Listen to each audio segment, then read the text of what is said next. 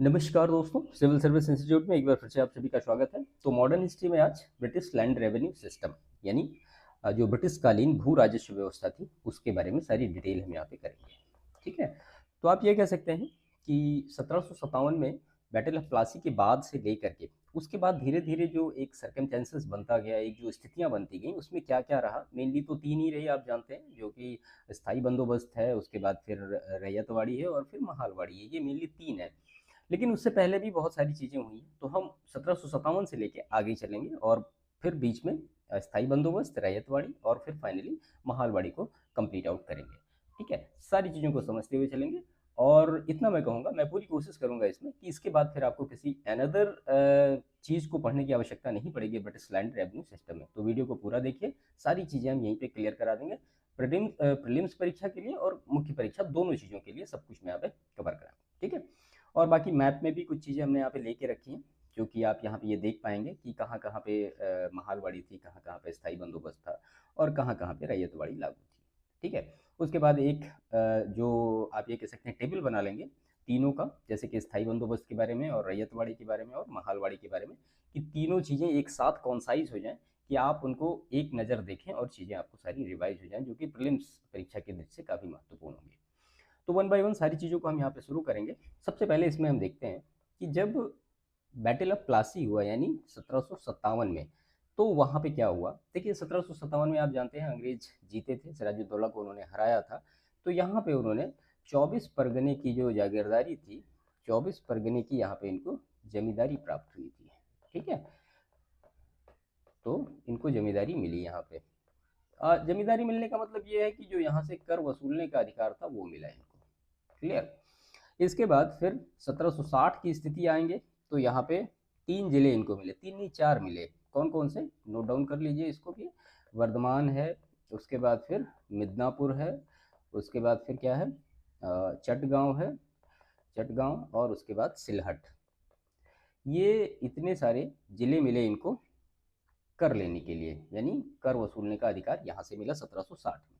इसके बाद जब बैटल ऑफ बक्सर हो गया 64 में, उसके बाद 65 में आप जानते हैं कि बंगाल, बिहार, उड़ीसा पे इनका शासन हो गया था।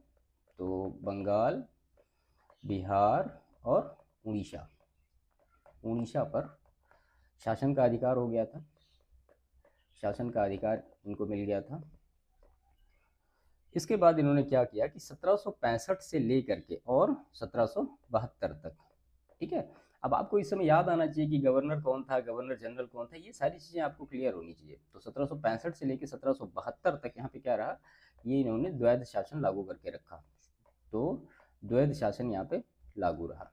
और एक महत्वपूर्ण चीज़ की इन्होंने क्या, कि आमिल को हटाया, आमिल को हटाकर किसकी नियुक्ति की, आमिल को हटाकर रेवेन्यू ऑफिसर की नियुक्ति की, रेवेन्यू ऑफिसर की यहाँ पे नियुक्ति हुई।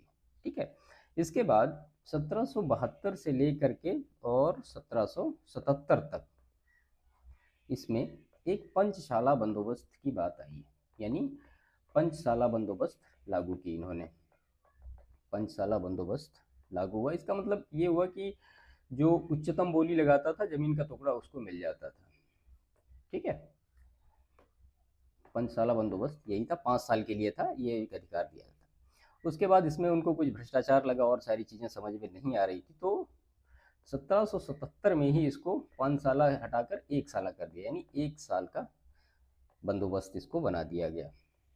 अब क्यों उसको हटाया गया, तो उसमें भ्रष्टाचार बहुत ज़्यादा था, इसी वजह से 5 साल बंदोबस्त को हटा के ये कर दिया गया।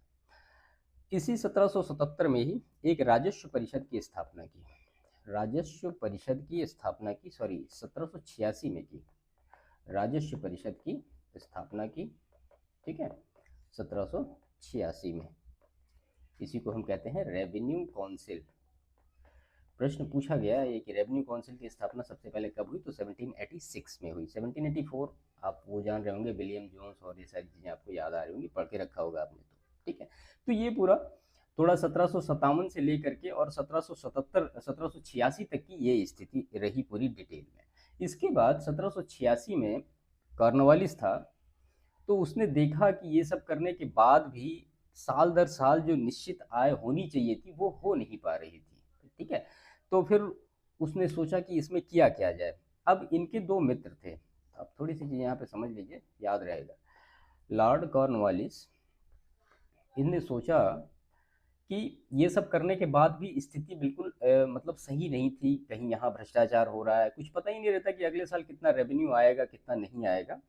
तो इनके दो मित्र थे, एक का नाम था जॉन शोर और एक का नाम था जेम्स ग्रांट।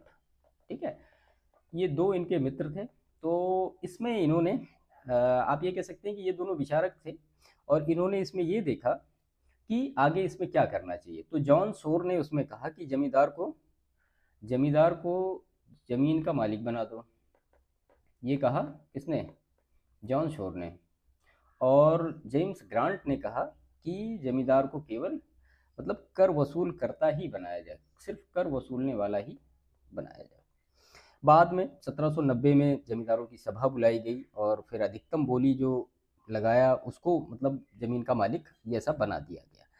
उसके बाद फिर 10 वर्ष के लिए 1790 में ही 10 वर्ष के लिए मतलब कॉर्नवालिस ने जमींदारों के साथ एक, आप ये कह सकते हैं, एक कॉन्ट्रैक्ट फाइल किया कि ये साल दर साल ऐसे चलता रहेगा, एक साल का आप बोली जितना लगाएंगे उतना अगर भर देंगे तो फिर अगले साल भी आपके पास जमीन इस तरह से रहेगी। लेकिन ये सब काम करने के लिए बोर्ड ऑफ डायरेक्टर से कॉर्नवालिस ने अनुमति नहीं ली थी। बाद में 1792 में कॉर्नवालिस ने बोर्ड ऑफ डायरेक्टर से पूछा और सारी चीज़ें सही थी तो उसको अनुमति मिली। इसके बाद 22 मार्च 1793 को स्थायी बंदोबस्त लागू कर दिया गया। ये जो मैं आपको बता रहा था ये स्थायी बंदोबस्त के बारे में ही डिटेल था। ठीक है, तो इस तरह से एक नया बंदोबस्त अप्लाई हुआ कि 22 मार्च 1793 को कॉर्नवालिस इसका लागू करता बना।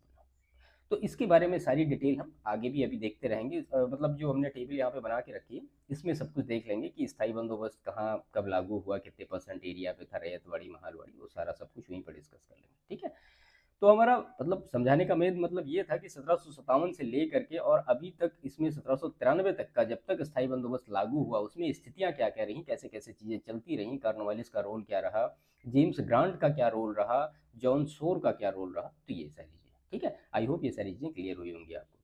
इसके बाद मैप में देख लेते हैं कि स्थितियां कहाँ कहाँ पे कैसी रही। देखिए, पंजाब में महालवाड़ी लागू हुई, उत्तर प्रदेश में महालवाड़ी रही, बनारस में स्थायी बंदोबस्त, बिहार में स्थायी बंदोबस्त, पश्चिम बंगाल में भी स्थायी बंदोबस्त था, उड़ीसा में स्थायी बंदोबस्त, मध्य प्रदेश में महालवाड़ी लागू हुई, बम्बई में रैयतवाड़ी, उत्तरी कर्नाटक में स्थायी बंदोबस्त था, उसके बाद मद्रास में ये फिर रैयतवाड़ी लागू हुई। तो ये कुछ एरियाज थे जहाँ पे तीनों जो लैंड रेवेन्यू सिस्टम थे, लाइक एज स्थायी बंदोबस्त और रैयतवाड़ी और महालवाड़ी, ये इस तरह से वर्किंग में थे। तो इसके बाद हम देखते हैं अपनी टेबल में कि जो स्थायी बंदोबस्त, रैयतवाड़ी, महालवाड़ी, इससे कुछ महत्वपूर्ण की पॉइंट जो कि परीक्षा की दृष्टि से काफी महत्वपूर्ण है। तो चलिए इनको भी 1 बाय 1 यहाँ पे नोट डाउन कर लेते हैं। ठीक है, ये टेबल आपको इसका PDF मिल जाएगा, आप इसको बार बार रिवाइज करेंगे, चीजें आपको आसानी से याद हो जाएंगी। देखिए, सबसे पहला हम लेते हैं स्थायी बंदोबस्त या जमींदारी बंदोबस्त। तो इसका लागूकर्ता कौन था? तो वो था लॉर्ड कॉर्नवालिस। इसको लागू किया था कब? 1793 में। ऊपर ही हमने देखा कौन कौन से क्षेत्र इससे लागू किए गए थे। तो सबसे पहला जो था वो था बंगाल, उसके बाद था बिहार, उसके बाद था उड़ीसा, उसके बाद था उत्तर प्रदेश, उसके बाद था बनारस, उसके बाद था उत्तरी कर्नाटक। ये इतने क्षेत्र स्थायी बंदोबस्त के थ्रू अप्लाई हुए थे। अगर आप एरिया की बात करेंगे कि कितना एरिया पूरे ऑल ओवर इंडिया का यूज किया गया था स्थायी बंदोबस्त में, तो मतलब आप ये कह सकते हैं कि जितना भी अंग्रेजी क्षेत्र था, समस्त अंग्रेजी भारत का 19% एरिया जो था वो स्थायी बंदोबस्त से कवर्ड था। ठीक है, इसके बाद इसमें और भी कुछ महत्वपूर्ण चीजें हैं कि भूमि अधिग्रहण जो होता था वो सदैव जमींदारों को होता था। तो यहाँ पे आप नोट डाउन कर दीजिए कि जो भूमि का अधिग्रहण था, अधिग्रहण सदैव जमींदारों को। ठीक है, सदैव जमींदारों को। इसके बाद ब्रिटिश सरकार को राजस्व देने की जिम्मेदारी किसकी दी गई थी? तो वो जमींदार ही जो था वही इसको सब पूरा ओवरऑल फुलफिल करता था। आइए समझते हैं कि जो स्थायी बंदोबस्त था उसका एक्चुअल फिगर क्या था या वो थी क्या, कैसे अप्लाई होती थी, बहुत सारी चीजें। चलिए यहीं पे इसको देख लेते हैं, है ना, कि जो परमानेंट सेटलमेंट था वो क्या था। तो परमानेंट सेटलमेंट के बारे में यहाँ पे हम देखते हैं। देखिए, इसमें ये कहा गया था कि जो अधिकतम बोली लगाने वाला जो भी जमीन का मालिक है या जो जमींदार है उसको मालिकाना हक दे दिया जाएगा। कितने वर्ष का? 10 वर्ष का। ठीक है। और उसी को क्या मान लिया जाएगा, उसको जमींदार मान लिया जाएगा, जो ज़्यादा बोली किसी ज़मीन की लगा देगा वो। अब इसमें इन्होंने कहा था कि जो वसूला गया राजस्व है उसका 10/11 भाग जो होगा वो कौन लेगा, वो तो लेगा ब्रिटिश यानी अंग्रेज लेगा, और 1/11 भाग जो लेगा वो कौन सा लेगा, वो जमींदार लेगा। ठीक है। लेकिन जमींदार हमेशा इससे ज़्यादा ही वसूलते थे, कम नहीं वसूलते थे, और ये बात अंग्रेजों को पता थी, लेकिन फिर भी वो कुछ नहीं बोलते। ठीक है, क्योंकि उन्हें अपने कर राजस्व से मतलब था और किसी चीज़ से मतलब था नहीं। तो ये सारी चीज़ें थी इसमें स्थायी बंदोबस्त के बारे में। और इसी में बाद में एक नया कानून इनबिल्ट किया गया जिसको कहते हैं सनसेट लॉ, 1794 में। इसको कहते हैं सनसेट लॉ, मतलब अगर निश्चित दिन तक, सूर्यास्त तक, जमींदार को अगर मान लिया कर उस दिन जमा करना है और सूर्यास्त तक अगर वो कर नहीं जमा कर पाता है तो उसकी ज़मीन क्या हो जाएगी, वो नीलाम हो जाएगी। ठीक है। तो इस हिसाब से ये सनसेट लॉ बनाया गया 1794 में। अब इसका परिणाम क्या हुआ, परिणाम और इसका प्रभाव आप यहाँ पे थोड़ा सा समझ लीजिए। तो इससे क्या हुआ कि अधीनस्थ जमींदारी की परंपरा का विकास हो गया। अब जैसे मान लिया यहाँ पे इतना बड़ा कोई एक लैंड का पार्ट है, अब इसको किसी एक जमींदार को 1 करोड़ रुपए सालाना के लिए अलॉट हो गया। ठीक है। अब वो जमींदार क्या करता था, इसी चीज को 2 लोगों को अलॉट कर देता था। अब इसने जो है 1 करोड़ में इसको पूरा किया कि 1 साल में हमें करना है, अब उसने आधा आधा करके 2 अनदर जमींदार को अलॉट कर दिया। ऐसे ही ये 2 फिर इसका छोटा छोटा पार्ट करके अलग जमींदार को अलॉट कर देते थे। तो इसी को कहा गया कि जो अधीनस्थ जमींदारी की परंपरा थी उसका यहाँ पे विकास हुआ, किसमें, स्थायी बंदोबस्त में। ठीक है। और इसके बाद जितना भी जमींदार होता था वो किसानों के ऊपर ही सारा टूट पड़ता था, मतलब उसी को सबसे ज़्यादा लेना, कोई नियम कानून था नहीं, किससे कौन कितना वसूल रहा है, कितना लेना है, कितना देना है, कुछ नहीं, कोई मतलब ही नहीं था। इससे क्या हुआ, मतलब आर्थिक शोषण अपने चरम पर पहुंच गया और किसानों का खूब, मतलब बहुत बुरी तरीके से दोहन किया इन जमींदारों ने। गरीबी, बदहाली, इन सब चीज़ का जन्म हुआ, और जब भी मतलब अकाल उकाल पड़ जाता था तो स्थिति बहुत ज़्यादा भयानक हो जाती थी, क्योंकि ये जमींदार ऐसे थे कि वो छोड़ते तो थे नहीं किसी को, मतलब बहुत बुरी स्थिति हो जाती थी। तो ये सारी इसकी मतलब इसका जो था ये परिणाम और प्रभाव था। और स्थायी बंदोबस्त एक्चुअल में क्या था वो मैंने आपको यहाँ पे समझाया। ठीक है। तो ये पूरा डिटेल था स्थायी बंदोबस्त के बारे में। इसके बाद हम देखते हैं रैयतवाड़ी। तो रैयतवाड़ी के बारे में महत्वपूर्ण चीज़ें देख लेते हैं कि रैयतवाड़ी में क्या है क्या नहीं है। तो इससे रिलेटेड अगर गवर्नर जनरल की बात करेंगे आप, तो वो होगा टॉमस मुनरो। ठीक है। और ये लागू हुआ था 1820 में। एक बार प्रश्न पूछा गया कि टॉमस मुनरो का कार्यकाल कितना है। ठीक है। तो ये यूपीपीएससी में प्रश्न आया हुआ है। अगर क्षेत्र की बात करेंगे आप, तो ये बम्बई और मद्रास और असम, ये क्षेत्र था इससे रिलेटेड। और अगर एरिया की बात करेंगे तो जितना भी अंग्रेजी भूमि था, मतलब जितना भी अंग्रेजी क्षेत्र था उसका 51% पर। तो सबसे ज़्यादा अगर लैंड रेवेन्यू सिस्टम को यूज किया गया तो वो रैयतवाड़ी ही था।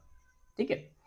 अब इसमें क्या किया गया था, इसमें रैयत बना दिया गया था, यानी भूमि का मालिक किसको बना दिया गया था, भूमि का मालिक कौन था, तो भूमि का मालिक किसान था। इसमें किसानों को भूमि का मालिक बना दिया गया था और उन्हीं को राजस्व कर देने की जिम्मेदारी थी। यानी ब्रिटिश को राजस्व देने की जिम्मेदारी किसकी थी, किसानों की थी। राजस्व देने की जिम्मेदारी किसानों की थी। स्थायी बंदोबस्त में किसकी थी, तो वो जमींदारों की थी, लेकिन यहाँ पे ये है। ठीक है। और इसमें जो कर की दर थी वो लगभग 33% से लेकर के 55% के आसपास थी। तो ये रैयतवाड़ी बंदोबस्त के बारे में इसमें, तो ये रैयतवाड़ी बंदोबस्त में इस तरह से पूरा डिटेल था। देखिए प्रीलिम्स के लिए ये सब फैक्ट काफी महत्वपूर्ण है, प्रश्न पूछे जाते हैं कभी कभी। अब थोड़ा सा इसके बारे में और चीजें महत्वपूर्ण समझ लेते हैं। देखिए रैयतवाड़ी में क्या हुआ कि जब 1792 में ये जो था वो कर्नल रीड का प्रयोग था, कर्नल रीड का प्रयोग था। अब वो भी इन सब चीज़ों से अवगत था कि स्थायी बंदोबस्त जब से अप्लाई हुआ है, जो जमींदार है वो किसानों से बहुत ज़्यादा वसूल रहा है और कोई कुछ कर नहीं रहा है, उनकी स्थिति बहुत ज़्यादा बुरी होती जा रही है धीरे धीरे। फिर वो खेती कौन करेगा और फिर कैसे रेवेन्यू लिया जाएगा, ये सारी चीज़ें कर्नल रीड के दिमाग में चल रही थी। तो कर्नल रीड ने 1792 में रैयतवाड़ी बंदोबस्त का प्रावधान किया। ठीक है। रैयतवाड़ी बंदोबस्त का प्रावधान किया। और ये स्थल कौन था ये भी पूछा गया है, तो स्थल था बारामहल। अब इसमें रैयतवाड़ी बंदोबस्त में प्रावधान क्या क्या किया कि उसने जमींदारों को समाप्त करके सीधा किसानों से ही कॉन्ट्रैक्ट कर लिया। ठीक है। दूसरी चीज जो उसने करी कि जमीन का मालिक किसको बना दिया, वो किसानों को ही बना दिया। तीसरी चीज जो करी कि उत्पादन का 1/2 भाग ये कर निर्धारित हुआ। ये 3 चीजें थी रैयतवाड़ी में। ठीक है। अब इसके बाद इसमें और भी चीजें कुछ ऐड की गई कि कर न अदा कर पाने की स्थिति में अंग्रेज क्या करते थे, भूमि को अडॉप्ट ले लेते थे और वो किसी दूसरे को नीलाम कर देते थे। किसान जो था वो सीधे अंग्रेजी सरकार को ही कर अदा करता था। और इसके बाद एक महत्वपूर्ण चीज थी कि 30 वर्ष के पश्चात इसका पुनर्मूल्यांकन होगा कि क्या मतलब सही चल रहा है नहीं चल रहा है, ये सब सारी चीजें। 1820 में मद्रास प्रांत में सबसे पहले रैयतवाड़ी लागू किया गया और वहाँ का जो गवर्नर था उसका नाम था टॉमस मुनरो, जो कि कर्नल रीड का फ्रेंड था। ठीक है। 1825 में ये मुंबई में लागू हुआ, 1858 में पूरे और ओवर मतलब जो अंग्रेजों द्वारा शासित क्षेत्र था वहाँ पे ये लागू हो गया। अब इसके अगर परिणाम और प्रभाव की आप बात करेंगे कि रैयतवाड़ी का परिणाम और प्रभाव क्या रहा, अब उसमें क्या हुआ, अब ये सब अंग्रेजों ने किसानों के साथ मिलकर कॉन्ट्रैक्ट तो कर लिया, लेकिन उनके ऊपर एक अनदर रिस्पॉन्सिबिलिटी आ गई, इससे उनका खर्च बढ़ गया। अब भाई बार बार किसानों से उनको मिलना पड़ता था, कर लेना है तो उनको जाना पड़ता था, ये सारी चीजें होने पर फसल मान लिया समय से नहीं पकी है तो फिर नगद कर, और ये मतलब काफी इसमें भी टेंशन थी। ऐसा नहीं था कि ये बहुत आसान था। नीलामी होती थी बाद में तो वही साहूकार सूदखोर का भी यहाँ भी जन्म हो गया और वो जमीन ले लेते थे, या अगर उनकी फसल नष्ट हो गई तो वो फिर सूद लेते थे, कर्ज लेते थे, और कुल मिला के स्थितियाँ जस की तस बनी रही। तो ये जो था ये रैयतवाड़ी के बारे में पूरी डिटेल थी। रैयतवाड़ी में क्या था वो हमने आपको यहाँ पे डिटेल में बताया। चलिए इसके बाद फिर महालवाड़ी की बात करें तो महालवाड़ी को जो लागू करने वाला था वो था विलियम बेंटिक। ठीक है। तो इसका नाम था विलियम बेंटिक और टाइम पीरियड 1837। ये कहाँ कहाँ लागू हुआ, तो ये उत्तर प्रदेश में लागू हुआ और मध्य प्रांत में और उसके बाद पंजाब में। ठीक है। एरिया की बात करेंगे आप तो लगभग 30% एरिया महालवाड़ी से कवर्ड था। इसमें क्या था कि भूमि पर किसका अधिकार था, भूमि पर गांव का अधिकार था। मतलब उन्होंने गांव में से एक आदमी को ले लिया और उसको जिम्मेदारी दे दी कि भैया आप पूरे गांव में सबसे मिलजुला के पूरा अपना जितना भी राजस्व होता है वो वसूल लो, हम आपसे आके ले लेंगे। तो उसको महाल कहा इन्होंने, पूरे गांव का अधिकार हो गया। और ब्रिटिश सरकार को राजस्व देने की जिम्मेदारी किसकी हो गई, गांव के मुखियाओं को, यानी जिसको कि हम महाल कहते हैं, महाल की रिस्पॉन्सिबिलिटी होगी ब्रिटिश सरकार को कर देने की। और अगर कर की दर की बात आप यहाँ पे करेंगे तो ये लगभग 60% तक जाएगा। ठीक है। तो ये महालवाड़ी था। देखिए महालवाड़ी का जो प्रावधान था इसमें यही किया गया था कि भूमि का मालिक किसानों को बना दिया गया था और कर संग्रहकर्ता किसको बनाया गया, तो वो महाल को बनाया गया। मतलब उससे ही सारा वो करते थे। उसमें एक नया नाम भी जुड़ता है, कहीं कहीं लिखा रहता है बुकों में लंबरदार, या जमीन का मालिक जो होता है उसको, लेकिन वो भी किसान ही होता था, वो जमींदार या बिचौलिया इस तरह से कोई वर्ग का नहीं होता था। कर वसूलने के एवज में महाल को मतलब एक निश्चित जो राशि होती थी वो अपना उनको प्रदान की जाती थी कि हाँ ठीक है आपने इतना सब किया है तो आपको इतना सब इसका हो जाता था। महालवाड़ी व्यवस्था का जन्मदाता कौन है, तो उसका नाम है हॉल्ट मैकेंजी। Holt Mackenzie. ठीक है। 1819 ईस्वी में ये प्रावधान आया और 1822 में फाइनली लागू हुआ। क्लियर। देखिए एक दो नाम और भी हैं, मैं यहाँ पे लिख देता हूँ, प्रश्न पूछे गए हैं। उत्तर भारत में कर व्यवस्था का जन्मदाता कौन है, उत्तर भारत में कर व्यवस्था का जन्मदाता, कर व्यवस्था का जन्मदाता कौन है, तो उसका नाम है मार्टिन बर्ड। ये प्रश्न पूछा गया है, मार्टिन बर्ड। ठीक है। देखिए मार्टिन बर्ड और जेम्स टॉमसन, इन दोनों के विशेष प्रयासों से ही जो महालवाड़ी व्यवस्था थी ये अपने मतलब एक्चुअल स्थिति में आई, जो कि ये लागू हो पाई। तो उसमें से मार्टिन बर्ड कौन है, तो वो उत्तर भारत में कर व्यवस्था का जन्मदाता है ये। और इसमें पहली बार एक महत्वपूर्ण चीज और कि वैज्ञानिक पद्धति के आधार पर जमीन की नपाई की, उसके बाद उसका कर निर्धारण किया गया। कर की मात्रा की आप बात करेंगे इसमें, तो यहाँ पे इसको नोट डाउन कर देते हैं। कर की मात्रा की अगर आप इसमें बात करेंगे तो कर जो था वो 1837 में उत्पादन का 2/3 भाग था और बाद में 1855 में बढ़ा के उत्पादन का 1/2 भाग कर दिया गया। बाकी ये सब चीज़ें थी। और अगर इसका मूल्यांकन आप करना चाहें तो फिर किसानों को कर चुकाने की सुविधा थी इसमें, और फिर मतलब वही धीरे धीरे किसान, अब खेती का काम जानते हैं आप, उसके जैसा आदमी चाहता वैसा तो होता नहीं है। फिर धीरे धीरे सूद लेना और सूदखोर है और सभी इन सब सारी चीज़ों का उदय यहाँ भी हो गया। तो ये पूरा जो लैंड रेवेन्यू सिस्टम था कहाँ से शुरू हुआ वो हमने यहाँ पे स्टार्ट किया 1757 से लेके, और सारी चीज़ें धीरे धीरे करके इसमें पूरी फिनिश की। मैप में भी आपने देखा कि एरिया कहाँ कहाँ पे है, कैसे कैसे कवर्ड हुआ है, कहाँ पे स्थायी बंदोबस्त, कहाँ पे महालवाड़ी, कहाँ पे स्थायी बंदोबस्त और रैयतवाड़ी, ये सारी लागू हुई हैं। उसके बाद इनके बारे में जो महत्वपूर्ण चीज़ें थी, जो प्रीलिम्स परीक्षा के लिए महत्वपूर्ण थी, वो हमने आपको यहाँ पे नोट डाउन कराई, और मुख्य परीक्षा के लिए जो था वो हमने यहाँ पे आपको सारी चीज़ें बता दी। अगर आपको आंसर भी इससे लिखना है तो आप बेहतर तरीके से इसको नोट डाउन कर सकते हैं, और जो महत्वपूर्ण चीज़ें थी वो हमने यहाँ पर आपको क्लियर कराई। ठीक है, तो सेशन को समाप्त करते हैं। बाकी अगर वीडियो पसंद आया हो तो इसको लाइक ज़रूर करिएगा। चैनल अभी तक जिन्होंने भी सब्सक्राइब नहीं किया तो प्लीज़ चैनल को सब्सक्राइब जरूर करिए, और इसको शेयर भी करिए वीडियो को। बाकी मिलते हैं नेक्स्ट सेशन में, तब तक के लिए।